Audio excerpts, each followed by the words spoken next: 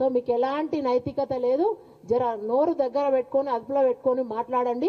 బేషరతుగా వచ్చి తెలంగాణ సమాజానికి, మీరు మహిళా సమాజానికి ఎస్పెషల్లీ మీరు సారీ చెప్పాలి, క్షమాపణ చెప్పాలి. ఆల్రెడీ వాళ్ళు ఫిక్స్ అయ్యారు. మీరు మెంటల్ హాస్పిటల్కి పోవాల్సిన వాళ్ళు ఇలా జనాలలో తిరగడం అత్యంత ప్రమాదకరమని ప్రజలు కూడా గమనించిండ్రు, క్లియర్గా చెప్పిండ్రు. మీరు ఇట్లనే మాట్లాడి రాబోయే ఎంపీ ఎలక్షన్స్ దృష్టిలో పెట్టుకొని కొత్తగా ఇవాళ ఆటోలో తిరుగుతున్నాడు ఆయన. గోప్రో అని కెమెరాస్ ఉంటాయి, అవేంటంటే మోషన్లో కూడా చాలా మంచిగా ఫాస్ట్గా ఎక్కువ పిక్సెల్స్తోని క్లారిటీతో చేసే విజువల్ అవి ఉంటాయి. వాటిని పెట్టుకొని నీ కార్మిక సంఘం విభాగం ఈ ఆటోలో స్టిక్కర్లు కూడా ఉంటాయి, వీడియోలు అన్ని చూసినాం.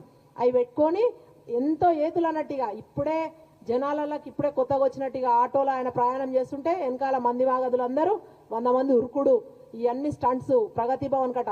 మరి ఎందుకో 10 ఏళ్ళలో ఎన్నడు కాలినడకలనో, సైకిల్ ఎక్కువ, బస్సు ఎక్కువ, ఆటో ఎక్కువ, రైలు ఎక్కువ